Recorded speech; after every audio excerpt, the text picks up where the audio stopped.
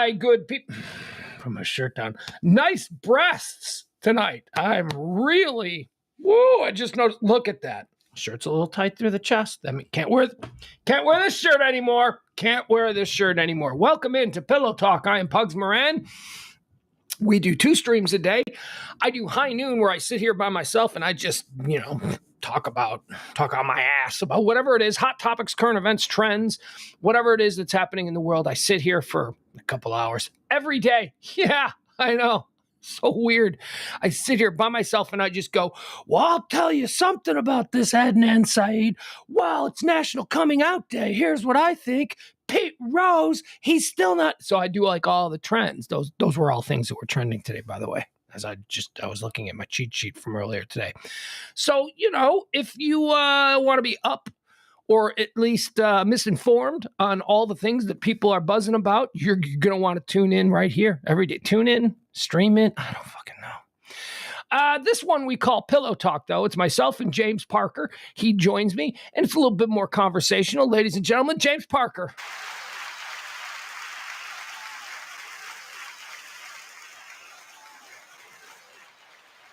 I did a dramatic slow reveal. I thought that would add to this. It was good. They were applauding for that.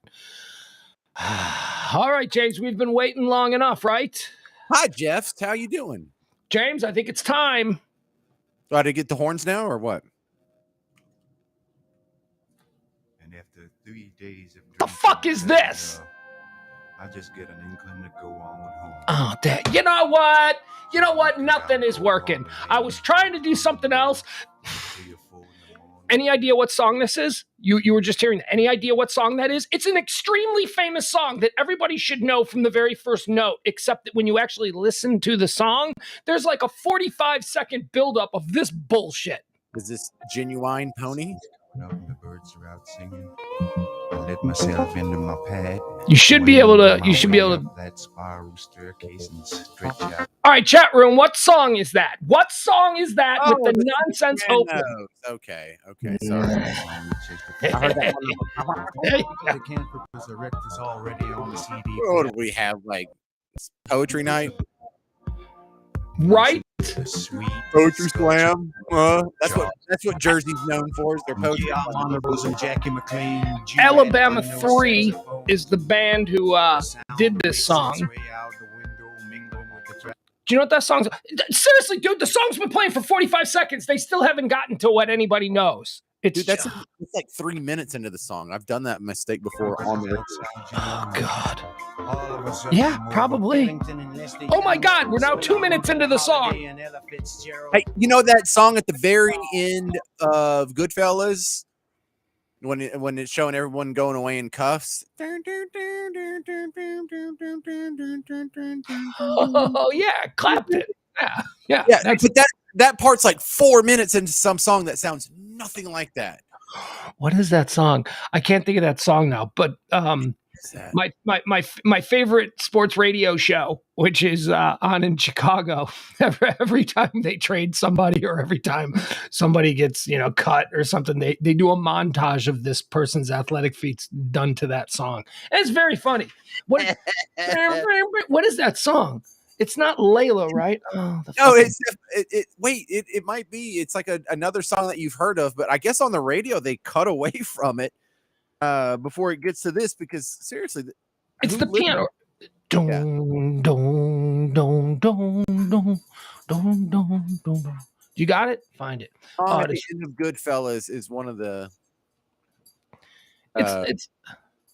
It is Layla. It is Layla. Yeah, it's the piano part of Layla, Jeff Glenn says. Yeah, who the hell has listened to Layla all the way through that version? I don't know. I hate that song though. I hate Layla do versions. Do you realize that song in 2 separate versions, 2 completely separate styles has gone to number 1? Actually, I don't know about number 1. Actually, hold on, gotta close the door because the dog.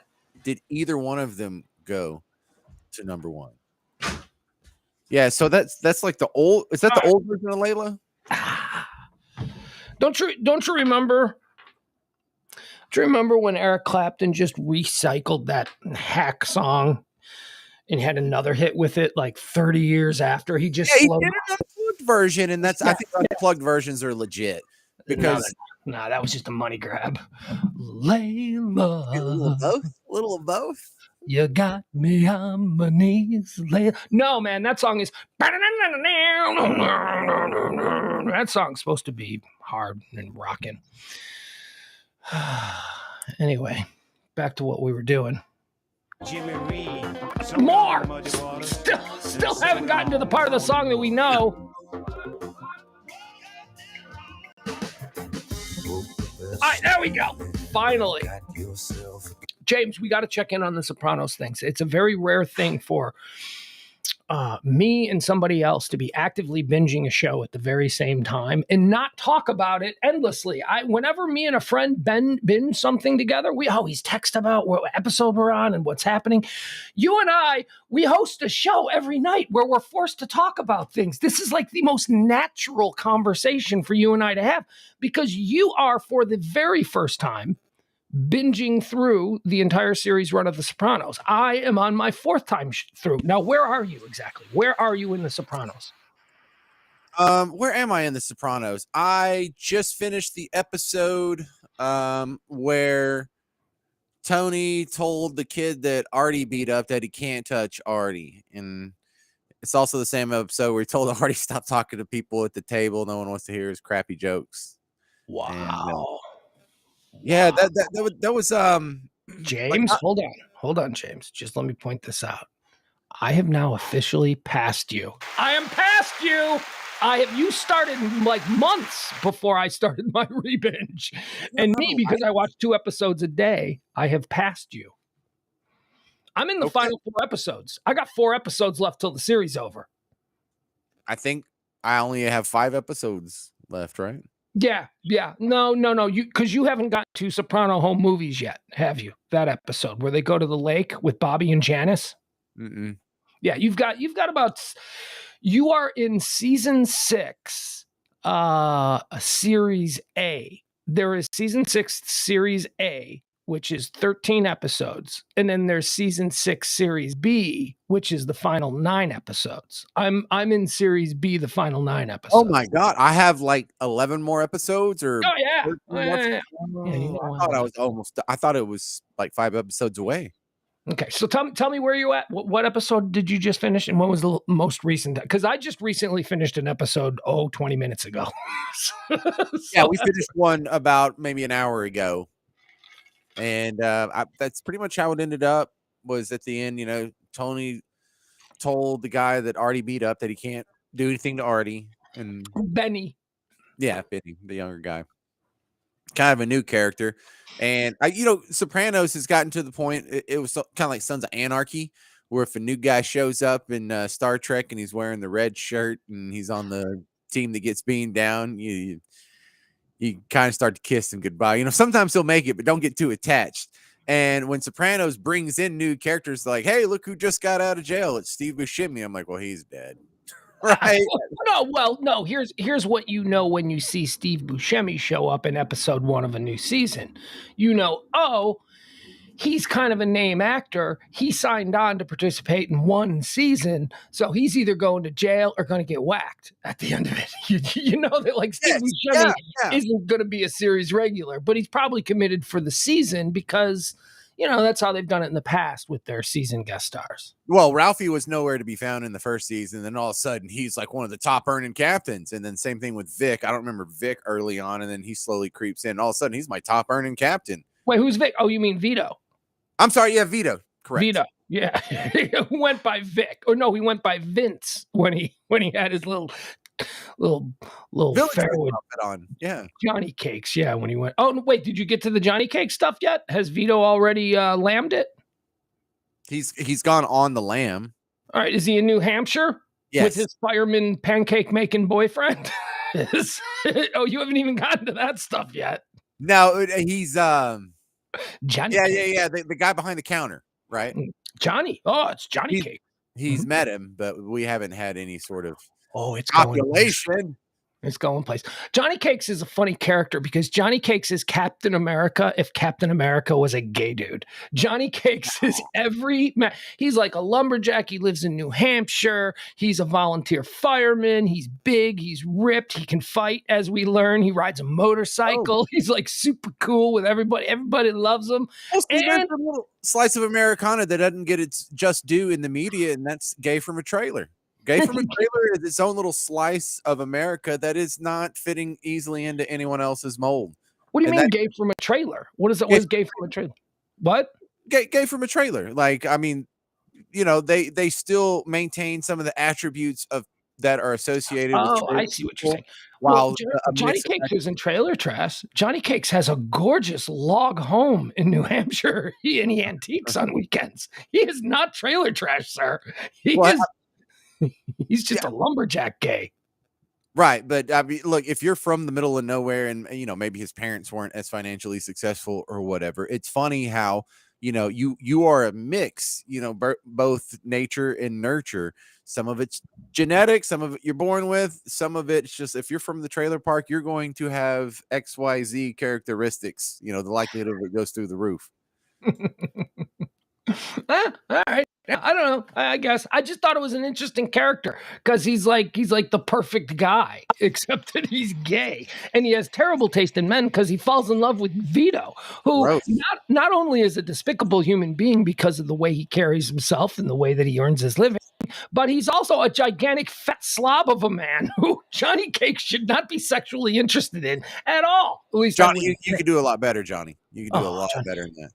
Maybe not, though. Maybe not, though. As you spend a little time in this quiet little New Hampshire gay town, you'll notice that, like, a lot of the gay dudes that Johnny Cakes would have a chance at are all, like, really old men. Like, so, you know, maybe Vito's new. He's new in town. He's hot. Vito's the hot young object of all of their desire. Yeah, Jeff Ballard says, Pugs, what's your thoughts on the Many Saints? Many Saints of Newark, I thought it was good, but at the same time, thought it was going to be more. Many Saints of Newark is the prequel film that David Chase made just about a year ago. Here's what I think about the Many Saints of Newark. If you hadn't seen The Sopranos and you just watched it on its own, it's a terrible movie because it is completely dependent on you having watched The Sopranos and knowing who the characters are. I mean, it's fun if you're a Sopranos fan. It's a wonderful movie if you're a Sopranos fan because you get to see everybody from, you know, Dickie Moltisanti, who's Christopher's dad, who's always talked about but never seen. We get to actually see Johnny Soprano, Johnny Boy Soprano, and Young Jr. and all the like Young Jr. is like one of the major stars of this. And it's awesome to see Jr. as a young man, as a young mafia tough. A lot of the characters, young Paulie Walnuts is fun. Young Sil is fun. Nice. Young Pussy is fun. Young Tony is like the weakest character in the whole thing. He's like the mopey one.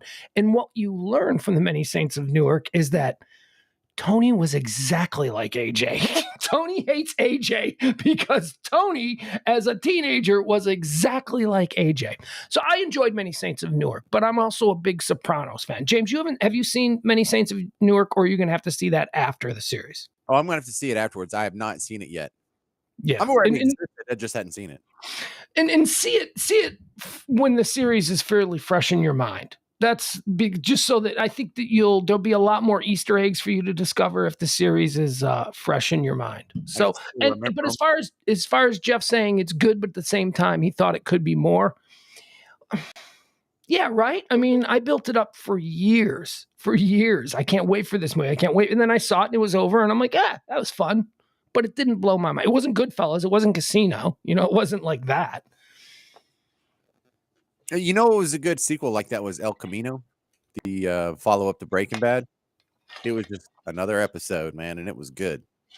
Yeah, that's the whole reason that David Chase decided to make Newark, or Many Saints of Newark, because he saw what a great job that Vince Gilligan had done with the Breaking Bad and then the Breaking Bad movie. And he went, okay, he's like, maybe I can do it. Maybe it is something that I can do because Vince did it and he didn't degrade the reputation of the show, which is what he was afraid of doing.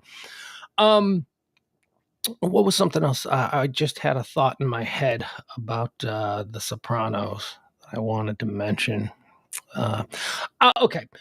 So I want to do with you an episode of this show where we do a Sopranos draft. I want the whole show to be Sopranos characters, where we break down the characters and we draft them and we justify why we're taking them, where we're taking them.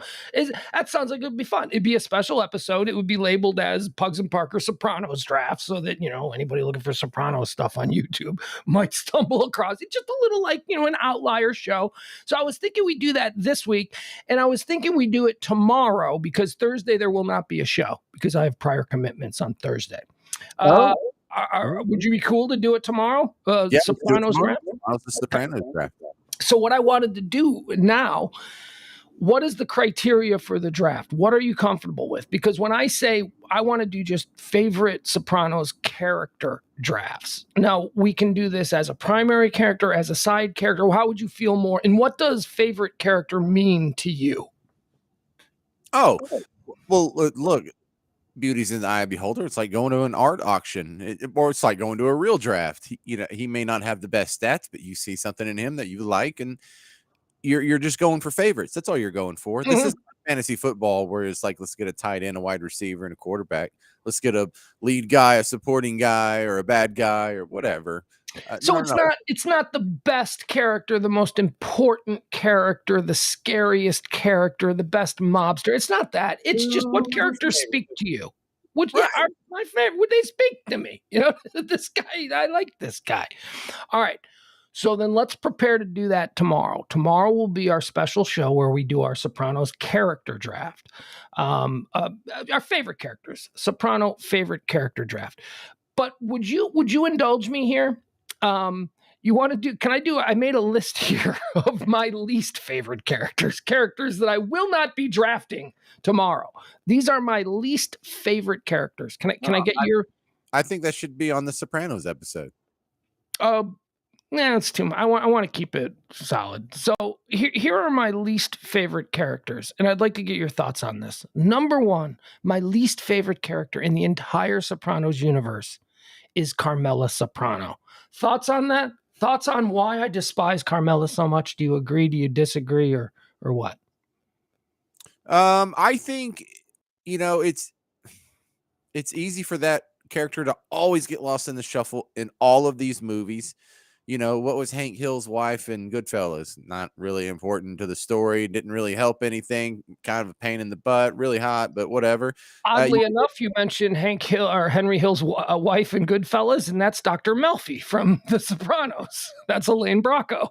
Same actress. Yeah. Is she going to be on this list as well? No. I don't dislike her. I just find her completely unnecessary. I fast forwarded through all of those scenes. That's what it is. Like in Narcos, but Carmela is not unnecessary.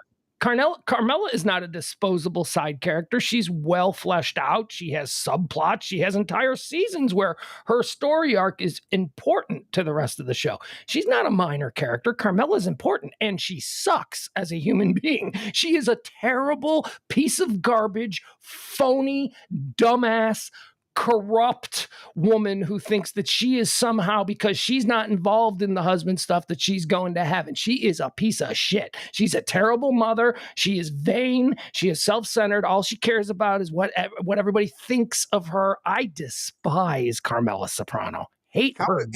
How is she a terrible mother? Well, she's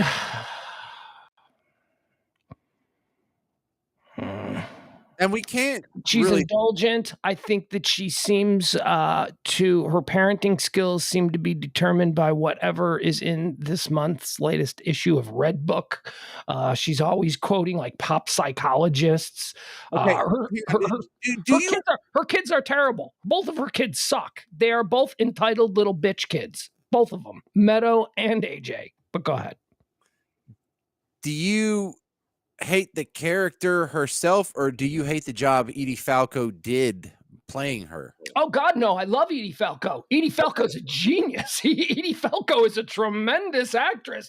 The portrayal of Carmela Soprano almost has to be great to elicit this level of passion and hatred for her. I mean, no, Edie Falco's great. I love Edie Falco. Carmela Soprano, as a human being, if she was your real next door neighbor, she would suck. She's just, She's judgmental. She's a big phony. She's a big phony.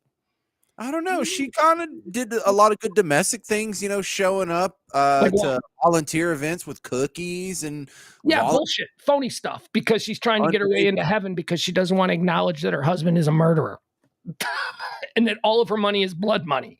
That's what she's not doing that because she's actually a good person. As a matter of fact, you ever see her when she sits around with her lady friends? They snipe, they make fun of people, they're petty, they're awful. I kind of like those girls, man. Okay. They got a little sass to them, and they're in a rough and tumble world, and it's totally expected for them to be a little rough as well. I don't hate all of those ladies. As a matter of fact, tomorrow during our draft, I will be taking one of those ladies very early on in my draft because one of my favorite characters is one of Carmela Soprano's lady friends. All right, number 2, AJ. AJ, least favorite character. I hate that kid. You're supposed to hate him. Mission accomplished. I hate that kid. He's supposed to be a bratty little jerk. He's just at that age. There's no way around it. He's a little rich kid. He's a little bitch rich kid. I thought they were going to give him a story arc at some point. They didn't even try with this guy. He's just another pain in Tony's ass. You're not there yet. You're not there yet. He gets one in the last season. Okay. A big one in the last season. You're not there yet. Okay, then Janice. Janice Soprano is my third least favorite Soprano character. Oh, shut up. I like it. I like Janice because I know 10 Janices, and I'm related to 4 of them. Right. Again, love the character, don't want the character off the show. Hate her, hate the person. That person sucks. Janice Soprano as a human being sucks. Aida Turturro's performance as Janice Soprano, fantastic. She's so good as this loathsome, again, another big phony. She's got her mom in her, right? There's a lot of Olivia in Janice. She knows how to push buttons. She knows how to irritate people. She seems to irritate people for sport. She's just not good. She stole the lady's leg. She stole the woman who was the nurse taking care of her mother. She had one leg. She had a prosthetic. Janice stole her leg. Janice is garbage. Well, here's also the thing with Janice is, what does Janice do? Is she an accountant? Is she a lawyer? Is she an electrician? Does she program computers? What is her profession? Dude, she's got carpal tunnel. She gets checks from the government. She gets welfare. She lives on welfare, and then she borrows money from her brother Tony, who's the Godfather. All right, next, I got 2 more here. 2 more characters that I hate the most. Dr. John Kennedy. Do you remember Dr. John Kennedy? Which one was Dr. John Kennedy? Dr. John Kennedy was Junior Soprano's cancer doctor who Tony had muscle because he wasn't calling Junior back because Junior went and got a second opinion from the guy at Sloan Kettering in New York. And then Dr. John Kennedy, I hate that. I hate that actor. That actor always plays super smug pieces of shit, just arrogant, just dickhead people. And I hate that guy.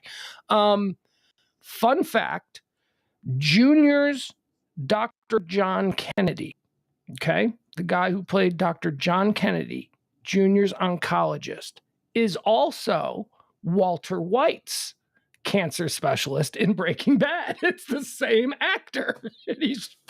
And they shot almost the exact same. There is a side-by-side of the scene where he's talking to Junior and the scene where he's talking to Walter White. And it's the same. It's the exact same actor playing the exact same role.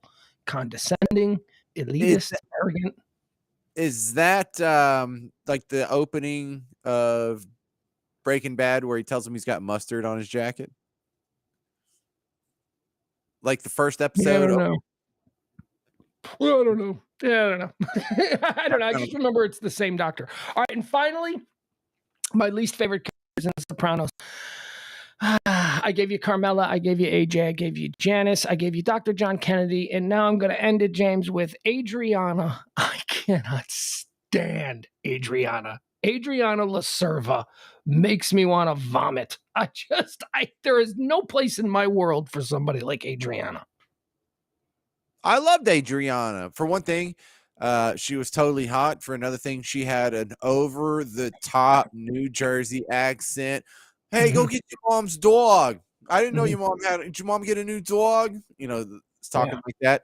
I find these accents, it sounds ridiculous on TV, but I was in New York like 3 months ago or whatever, and I was around some people from New Jersey who were talking just like that. And when I hear that, it blows my mind. I'm like, oh my God, that's real. They really talk like that.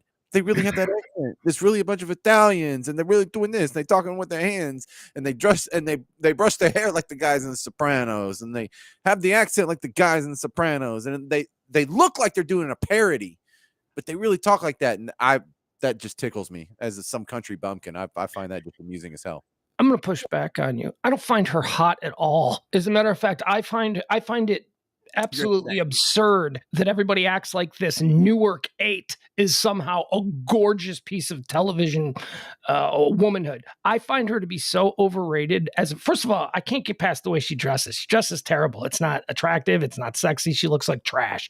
Oh, I loved it. She looked like late 90s, early 2000s sketchy girl that I would hit on first at the bar. Yeah, and that's the difference. I wouldn't go near her. I would see her and I'd be like, oh man, she reeks like cigarettes. The thing with the cigarette all the time is so disgusting. And then all the drugs, and she's so stupid. She's just there is a scene where she does look her best, and that is when Carmela and Rosalie April, when Carmela and Rosalie go to where do they go? They go to Paris, and Carmela has a dream that she sees Adriana walking Cosette, her little dog, in Paris. And Adriana, in that instance, in the dream, she is dressed in like Paris, like clothes, and she looks amazing. She looks classy. And yeah, in that one, yeah, I'm like, okay, I can see why people find her attractive, but not as Adriana, not as Newark Adriana Laserva. I love it. For one thing, she's ripped and she wears crop tops and exposes her tight little flat midriff like a good girl should. That's all she's got. That's all she's got. You're a boob guy. She doesn't have boobs. She's pushing everything up. No, she doesn't. She's pushing everything up. She's got bad tacky ass tattoos everywhere. She's I don't know. I think she's one of the most overrated hot chicks that has ever been on. I don't get it. I don't get the attraction. I like how she overdoes her makeup. I like how I can see her roots growing out. I like how there's always she smells like a cigarette. Yeah, gross. Makes me want to vomit. She's like hanging out with an ashtray. That's what she's got to smell like. And all I can say is, I don't know if you're there yet, but the woman that Christopher marries and reproduces with, Kelly Moltisanti, is so much hotter than Adriana. She's thanks for ruining it, but okay. Well, you're not there yet. You should. He's probably already with Kelly. You've probably seen her and not noticed. And then some episode they'll introduce her as his. She'll say she's pregnant, and then all of a sudden he's married with a house and a kid. All right, there you go. Those are my least favorite Soprano characters. Tomorrow on the show we're going to be doing our Sopranos draft. I'm very excited about this. My least favorite characters, once again, Carmela, AJ Janice, Dr. John Kennedy, and Adriana. None of them will be drafted by me. So have at it, James. You can have them when we do our big Sopranos draft. All right. Other than that, how are you tonight? I'm okay. Doing pretty good. Just cranking it out. Just, man, I don't know. Just trying to keep going. Just what else are you going to do? What did we just run into each other on the street? That's the kind of response you give to somebody. Hey man, how you been?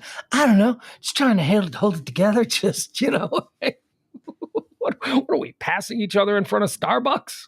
No, look, usually when you ask me that question, I can tell you about some amazing adventure I'm on or something that's going on. I got nothing, man. I am just getting kicked in the teeth on a daily basis by life. By who?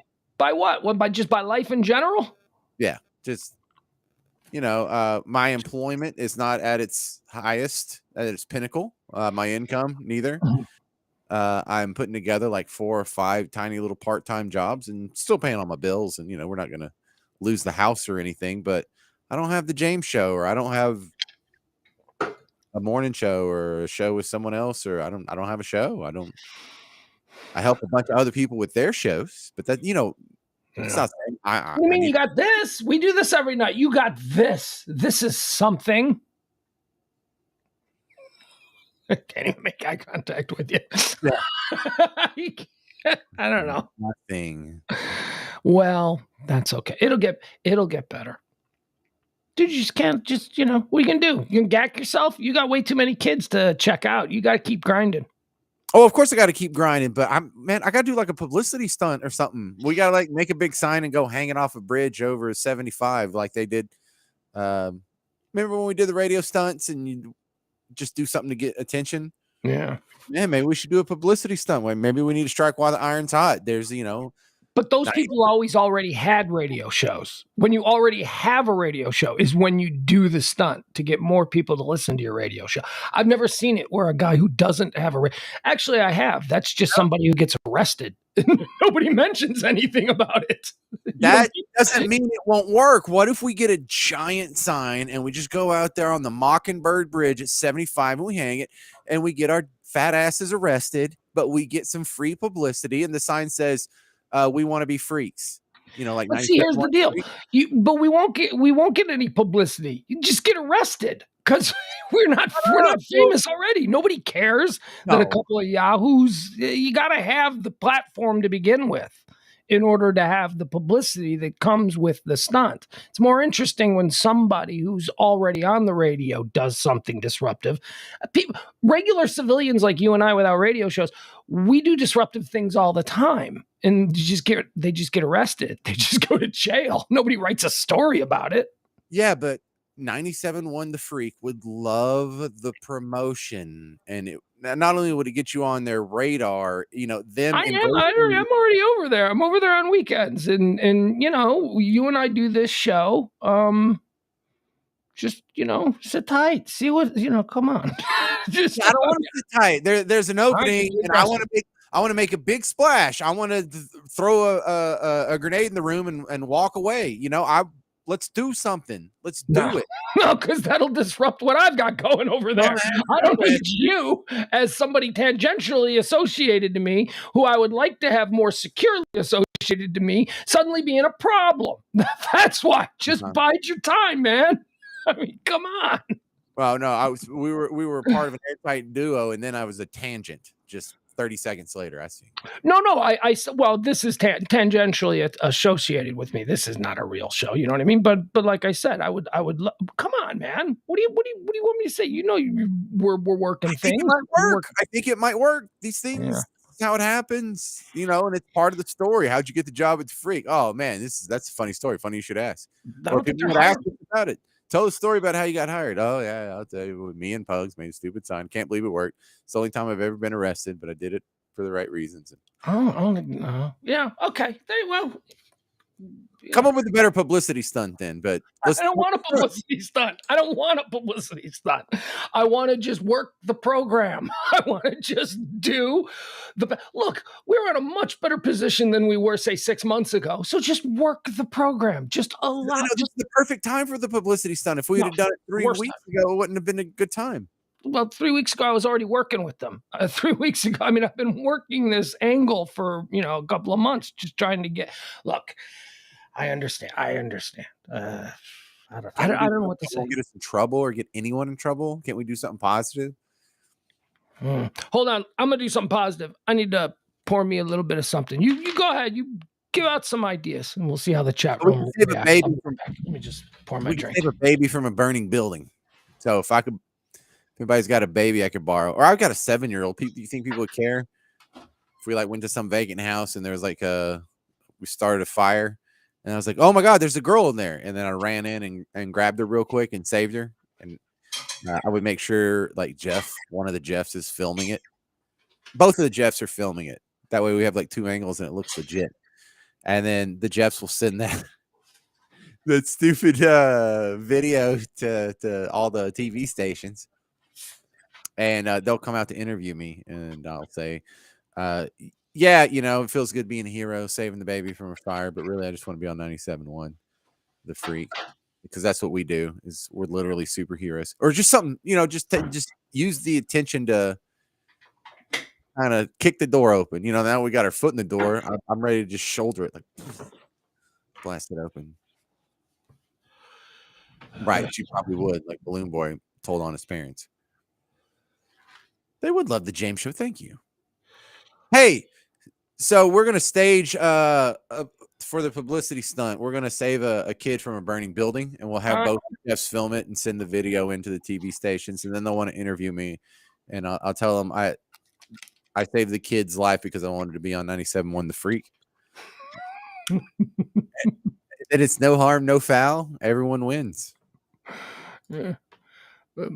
Man chiming in right here. So freaking good to see Pugs and Kelly back. Yes, Kelly had a sex change. Kelly is now going by James. She is. I remember a time when after Howard Stern, it used to be Pugs and Kelly, keep us entertained till 3 o'clock. Those were the good old. Well, thank you, Utu. I really appreciate that. But that is not Kelly. That is James. I think you got that. You know, that was something that I've only had to deal with in that one situation where, when's your show start? Hell if I know. You know, you didn't find out when your show was going to start until an hour before it started. And Howard Stern was, you know, I mean, his time slot was 6 to 10, but he would just talk over. He would talk over sometimes for 20 minutes, sometimes for 40 minutes, sometimes for an hour and a half. Sometimes we wouldn't get on the air till like almost noon, and then we'd have to cram all the commercials we missed into the I don't think everyone went past 11, but yeah, it was consistently into 10:40, 10:45. Oh, so annoying. And he's the only guy that I've ever seen get to do that.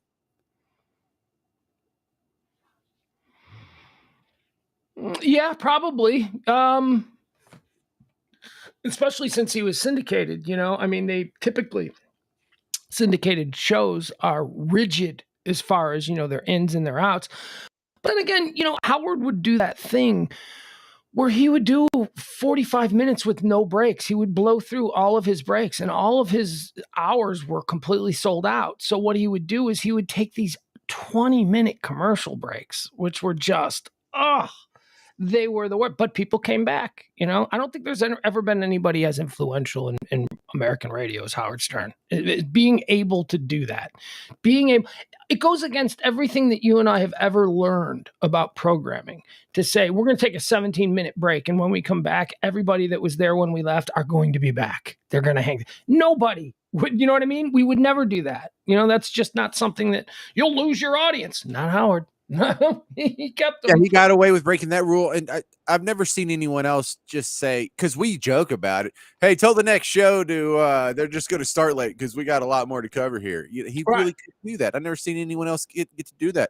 Rush Limbaugh didn't get to do that. Dave Ramsey doesn't get to do that. Larry King didn't get to do that. I've seen local shows do it. I've seen shows in local markets that weren't up against, well, yeah, if you're not up against a syndicated, you know, a satellite takeover, then yeah, I mean, I've seen that fairly common. I mean, Steve Dahl and Gary Meyer in Chicago in the 80s and 90s were notorious for that. If your show came on after them, they would go a half hour late and not give a shit. Howard was the first person that I ever saw be able to get away with that as someone who's syndicated, who is going out to other markets where there are shows that have hard start times, where the satellites begin and end, where commercials have to be dropped at specific times. The problem, did you ever run Howard's board? I imagine the problems that he caused for poor local board operators was just insane, because guess who gets yelled at by the PD? You know, because the local spots didn't run. The local board op. So what is the local board op supposed to say to the local PD? All right, I'll just interrupt Howard's show. How do you think that would go over if Howard hears about it? You know what I mean? He had everybody scared to death. Well, the technology was a little cruder just 20 years ago or whatever when we were dealing with it on 105.3.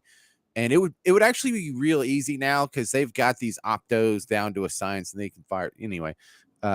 Not to talk over anyone's head, but just the new automation would make it no problem. But if you're still rolling on a computer system from 1998 when it's 2002, which is a completely reasonable scenario that probably most we're in, no, you had to have someone standing over it babysitting this feed with humans making the button pushes on the ground at the time live. Dude, when we were syndicated in the 90s as a morning show out of Chicago and to a whole bunch of places throughout the Midwest and towards the East Coast, we used to literally have to patch at the end of our show. We had to, as the show was ending, as we were in closing theme, we had to go to a patch board and we had to pull out these patches and put in different patches in order to end the syndication. And that was 1996 style. Imagine it being that caveman-y. That was really, but it was the height of technology. It was crazy. Yeah. On the shelf in front of me, I have a box. This is about this big, and I can send multiple different two-way streams or multiple different streams to multiple stations without touching a satellite. It just goes over the internet. And it's a beautiful audio fidelity that's a little bit better than what you hear through Restream, which is what we're on now. Yeah, let's see. Oh, man. Who has a question? We'll put that up. James, how would you like to address that question? I would like to address that question by it's really not cool and somewhat unprofessional to bag on fellow broadcasters unless they've done something specifically to you, or you're addressing their criticism or something to that effect. But I mean, you know what that means. That means the answer is generally yes. And if you want to get into stories, maybe that's a good reason to tell stories, but just generally bagging on a guy and calling him an a-hole, I'm hesitant to do that even for someone like Russ. He's dead. Yeah, it's not changes the metric a little bit. Man, he was huge, Dick. I mean, huge. There you go. You just couldn't. Yeah. Wasn't nice to me. I don't know. I never thought of him as a nice guy. As a matter of fact, I'll tell one story. I saw him. No, never mind. I can't do that. I don't want to. He's definitely still alive. Rest in peace. There are people who enjoyed him every day. There are people whose days were made by his very presence. We have to somehow respect that. And what's the big deal? I think a lot of people kind of know without us saying, because I enjoyed some aspects of his show and some of his bits and some of his segments. He was a good broadcaster, but you can kind of guess, and the people asking these questions probably kind of have a hint in the back of their head that maybe it wasn't so fun if you had to work with him or if you were in the studio next to him.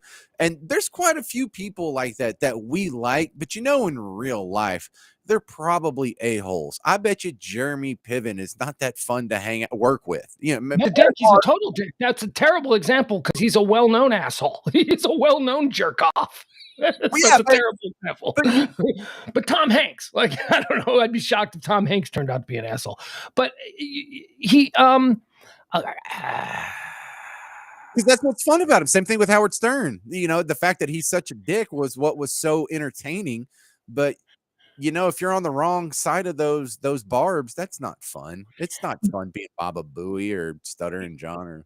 Here's a good rule of thumb. Okay, this is what I've learned working in radio with all kinds. Look, I worked at a radio station where every single show, every day part on the station I worked at is now in 2022 in the National Radio Hall of Fame. They are all Radio Hall of Famers. So Russ Martin ain't gonna get in the Hall of Fame, not the National Hall of Fame. So I'm just telling you, when you think of the level of success that Howard Stern had, he's still just a big fish in a small pond. He was a very big fish in the small pond of local Dallas radio.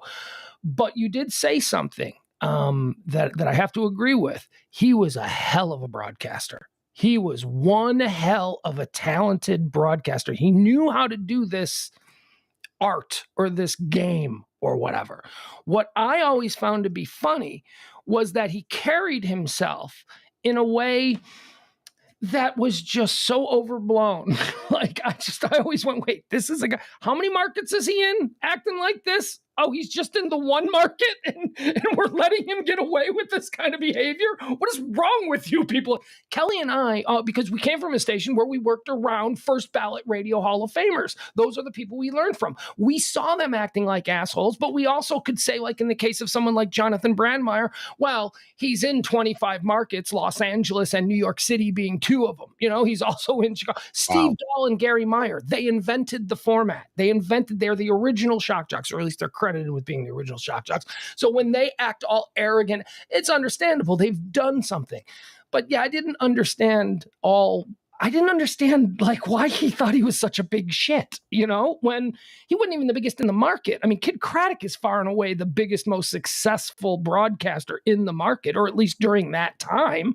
So, I mean, I thought that was a little bit buffoonish and a little bit silly, but he was a hell of a broadcaster. He was very good at what he did. And I just didn't, personally, I knew as a guy I saw in the hallways, I didn't like him. Well, and sometimes it goes the other way. There was this guy that the guy I did the show with when I was in Sirius. On the air, he was a dick. In real life, not at all. Super nice guy. Tom Likas. That's Tom Likas. Yes, yeah. He was very much. He's like a political Tom Likas. Mm-hmm. Church. He's a great broadcaster too. But Russ Martin, no, he was. That's what you heard on the air was translated. I just didn't look. I'll leave it at that. I just didn't think he was a nice guy. I didn't like how he treated the people who worked for him. Yeah. Oh, the thing that I was going to say, a good rule of thumb is like Howard Stern. People want to say, "Oh, I bet Howard's a dick." Look at his staff. So Howard Stern had Gary Delabate as his executive producer for 30 years now. How many? You know what I mean? If he was truly a dick behind the scenes, there is no way he would have had the same producer for 30 years. There would be there would be turnover. You know what I mean? As far as like the producer goes, whenever you see a show that has a new executive producer, if the show's successful and they have a new executive producer every 3 or 4 years, you can bet your bottom dollar that host is a jerk. Because if it's a good show and the host is cool off the air, you don't leave a good position like that. You just don't. But if the guy's an asshole, I think you stay even if he's an a-hole. I think you stay because what else is Gary going to do? And Howard, probably, I don't want to say overpays him, but pays him far and above any other opportunity he could possibly fall into if he left the one he's in now. Yeah.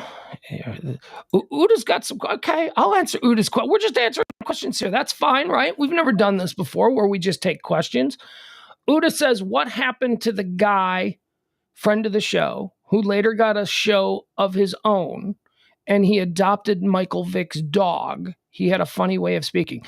You're talking about Richard Hunter. He was a friend of the show, but he didn't get his own show because he was a friend of the show. Big Dick Hunter was on the ticket years before Pugs and Kelly ever came to town. Big Dick Hunter had Wild Ass Circus on the ticket, and then he moved his show, the Wild Ass Circus, over to 105.3. So he wasn't just a friend of the show. Dick's fine. He's in Reno. He's doing stand-up comedy. Mel, his Michael Vick dog, just recently died. Very sad. Mel lived a nice life though, after being chum for Michael Vick's fighter dog. Other than that, great life. Yeah. Other than that, a very nice life for Mel. Big Dick Hunter's doing good. He's doing fine.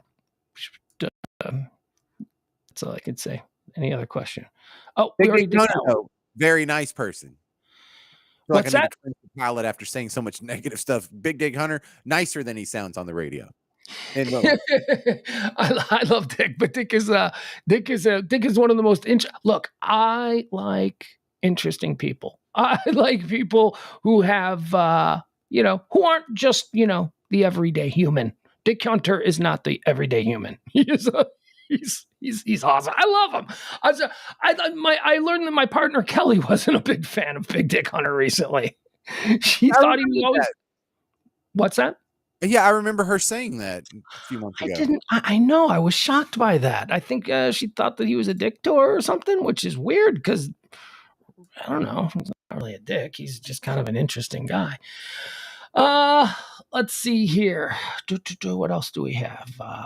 Angela Lansbury died. I don't know her from anything other than Murder, She Wrote, but apparently she had won like 3 Oscars and 28 Tony Awards or something ridiculous like that.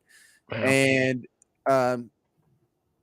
but should I care? I mean, make me care about Angela Lansbury's death, because I thought if she'd have told me she died 20 years ago, I would have believed you. Make you care about Angela Lansbury's death? Not even going to try, because I don't care about Angela Lansbury's death. She's 96 years old. Dude, I thought she died years ago. I assumed that the lady from Murder, She Wrote died in like 2004. If you would, that would have made perfect sense to me. Yeah, right. Because she was old as hell in the late 80s or early 90s or whenever that was. Yeah, she did movies in like the 1930s. She was cute too. She was a cute little piece back in the 1930s or whatever it was that she started. Yeah, she was. I can tell you. What's that? She looked kind of like Drew Barrymore.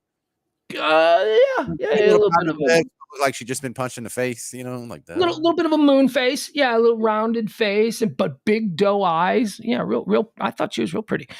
I never saw an episode of Murder, She Wrote. I mean, I know it was a thing because it was on for like 15 years, but I never saw an episode of that. Never saw an episode of Matlock. Those were shows that came on after football, right? On Sunday nights. I was just like, yep, I'm out. Murder, She Wrote. Yeah. I didn't watch any of that either. All right, good. Don't care. Next problem. Hey, I got one for you. Did you hear about this? Do you have an iPhone or are you Android? Oh, I have an iPhone. I'm not pedestrian Android, whatever. No, God. Actually, I mean, I have both. I have I keep the Android for work and I have the iPhone for personal. I had both, prefer the Android, but I'm not going to get into that argument with you. Really? Oh yeah. Oh my God, are you kidding me? I love the Galaxies. They're easy. They're dependable. Every time I've had an iPhone, it has gone wiggy. There has been some kind of, it updated a new software and then it doesn't work right. And then I got to do, I hate that about the iPhone. However, the iPhone 14, do you have one of those iPhone 14s? No, I'm on iPhone XR, which is like the cheapo version of the 10. Well, James, they just released the iPhone 14, and they are finding that one of the new features of the iPhone 14 is causing some real problems. And that feature is if you are in a car accident, the phone will register that you were in a car accident. And unless you it beeps or something, if you don't hit off on the beep, it will automatically call 911 and report that the owner of the phone has been in a severe accident and is not responding. So police are responding. They're giving these calls. These iPhone 14s are calling 911 for severe accidents when people are on roller coasters. iPhone 14s in the pockets of people attending Six Flags all across the country. The local police are reporting insane 911 calls automatically from iPhone 14s from people who are riding roller coasters because apparently the phone determines that whatever is happening on the roller coaster is similar to a car accident and it's calling the police. How funny is that?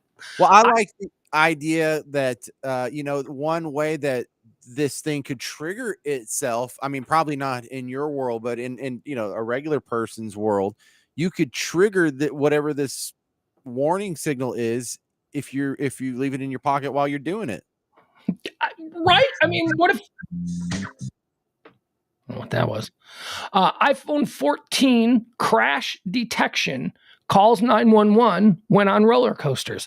Apple's testing of the new feature clearly didn't involve visiting theme parks or having fun. Apple's crash detection feature on the iPhone 14 thinks roller coaster rides are severe car crashes, which, okay. Understandable. And then, AI is going to take over the world at some point, but just not yet because they're really dumb. At this stage, AI is still too dumb to tell when you're on a roller coaster versus a car accident. This is a pretty easy fix because they can geofence that out. They can identify with their little Apple Maps or whatever. If someone is in this perimeter, let's just go ahead and assume it's not a car wreck. They can figure that out pretty easy because they can. Are you familiar with geofencing? You know that term, geofencing? Yeah, absolutely. Yeah. So I do some website and app development, and I can put it in someone's app when they cross a certain boundary that something will pop up on their phone. They have to opt into it. They have to, not only have my app downloaded, but have alerts turned on in order for that to happen. But I'm absolutely positively certain that they will probably have this fixed within a week in the next update or whatever Apple goes through. Yeah, probably have to probably get a new phone. What if that's the deal? You got to recall all the phones. I'm sure they can fix it with an update. Hey, something I want to do in a future show. I just want to see this deck of cards here. This is a stack of trivia questions of Loving the 90s quiz. Oh man. Oh, Oh, How man. awesome would you be at 90s trivia? I don't think as awesome as I would be at 80s or 70s or 60s. 60s, 70s, and Really? 80s, I think. Yeah. 90s, I started to be distracted by other things. But wait, pull one out at random. Let me just see how I do. Give me one at random. Who shot Mr. Burns on The Simpsons? Remember who shot Mr. Burns? It was the cliffhanger, like who shot JR? Yeah, it was Maggie Simpson. See, you know what's up. Okay, but that was lucky. Give me one more. That just happened to have been in my wheelhouse. Okay, what character did David Boreanaz play in Buffy the Vampire Slayer? Angel. Dude, see, you do. I never even watched that show. All right, give me one more. I'm hot. I'm never going to give me one more. Give me another one. Well, this is going to be a 50-50. Okay. Which famous rap star was shot in Las Vegas in September 1996? Tupac Shakur. Oh my God, you're going just nuts. Well, you said Las Vegas. If it was Los Angeles, it was Biggie. If it was Las Vegas, it was Tupac. You know the distinction. Well done. Shall we keep going? That's one of my favorite conspiracy theories. I'm very up on the Biggie Tupac thing and who killed Biggie and who killed Tupac. I'm very up on that. We could do a whole show on that. I love that conspiracy theory. How about the too long didn't read? Who killed Biggie and then who killed Tupac? What's that? Who killed Biggie and then who killed Tupac? Was it Suge Knight or what? Suge Knight was involved. Yeah, Suge Knight contracted the killing of Tupac. And as far as Biggie goes, it was 4 Los Angeles police officers who were acting for Suge Knight, for off-duty Los Angeles police officers. So Suge got them both killed. Yeah. Well, yeah, Suge, Tupac, Suge was in the car when Tupac got killed. So he was trying to indemnify himself from, I was in the car. But no, he got Tupac killed because he was afraid Tupac was going to leave, was going to go to another, whatever it is. I don't even know what Tupac was, a record label or whatever. And then the Biggie thing was perpetrated by, do you know what The Shield is? Have you ever seen the TV show The Shield? I know it exists, but I haven't seen it, no. It's great. It's so great. Anyway, The Shield is based on a true story about the Rampart division of the Los Angeles Police Department that was just riddled in scandal throughout the 1990s. The Shield is about the Rampart division. It was 4 officers from the Rampart division who are believed to have been the guys who killed Biggie Smalls. Thank you. We can do a whole show. Let me show you one thing, though, before we get out of here. Can we leave you on a little thing to make you laugh? Let me watch this. Let me show you this. Hopefully the sound will work. This is something I saw on Twitter that I thought was awesome. And it's one of them, James, it's one of those wait for it kind of things, okay? So don't tune out. It's okay. You never see, like the title of this is Didn't See That Coming. And no, you won't see it coming. It's pretty wild. But here you go. So have you ever heard of a show? Hold on. Have you ever heard of a show called Christina's Court? I have not. Yeah, it comes on for the stupid people in the middle of the day. It's like a Judge Judy. The stupid, unemployable dummy. It's easy to forget that like half of the American population is below average. That's what math is. But there's like 10%, 15% of the population that's under an 80 IQ. So that's borderline. What? Really? Didn't we have a conversation? Well, I thought 70 was mentally retarded. 74 was mentally retarded. So you're telling me that there's that much of the pop? Well, I mean, I wouldn't doubt it. Maybe just looking 90. around. Because we looked this up on the show about a year ago. I think it might be like 10% of the population's under an IQ of 90. I think I may have misspoke. Oh, I love this dude. This is my man. Oh, do you know this? Well, yeah, because look, once you see both, frames that are about to happen here, this guy's actually a prophet. He is a very perceptive human being. So this isn't going to shock you. You know this. Is this old? Yeah. Am I just seeing it for the first time? Okay, well, we'll show it anyway. Like a child in my People own in house. love, they yell at each other all the time. Oh, that's true. Ask him. He's been married for how long? Oh, Look at him. No, you don't look happy, brother. Don't look happy.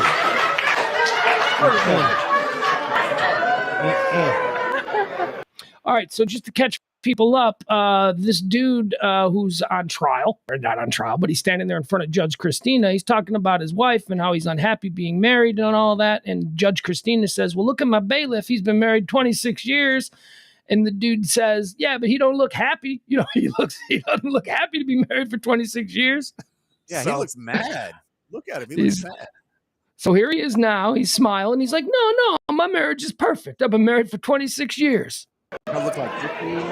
He's very happy. Sherman Chow, a former TV show bailiff and current Harris County deputy charged with his wife's murder, now ordered not to attend her funeral. Bernard Spivey appeared before a judge today. He murdered his wife.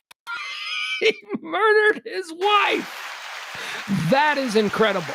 Good night, everybody. Very perceptive, Judge. Good call.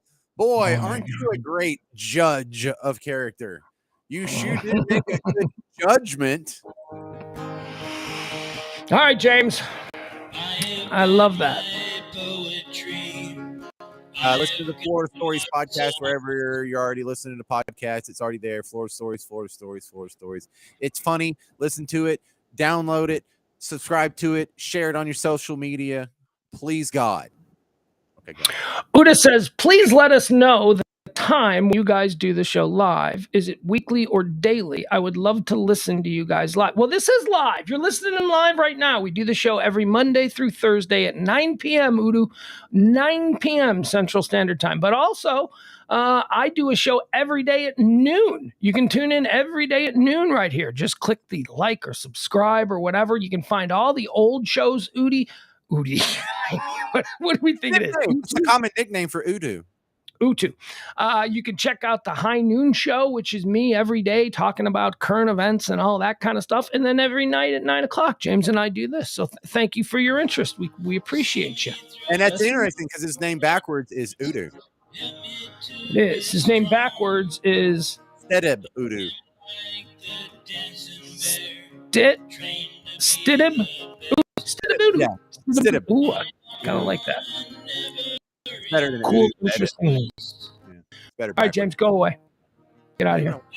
I want to stay. Yeah, I'm not gonna let you just like disappear on me. I'm gonna get the fuck out. There he goes. He's gone.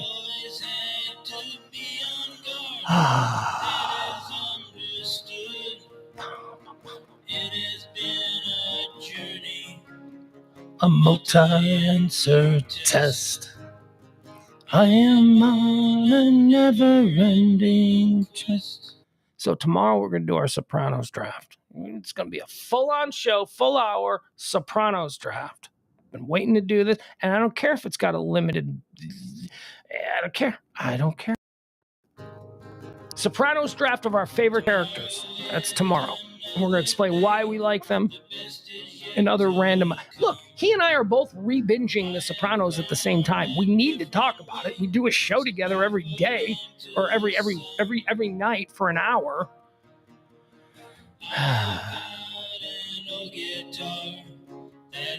You know who I like? Who might be a draft pick? Ginny Sack. I like Ginny Sack. I'm sorry.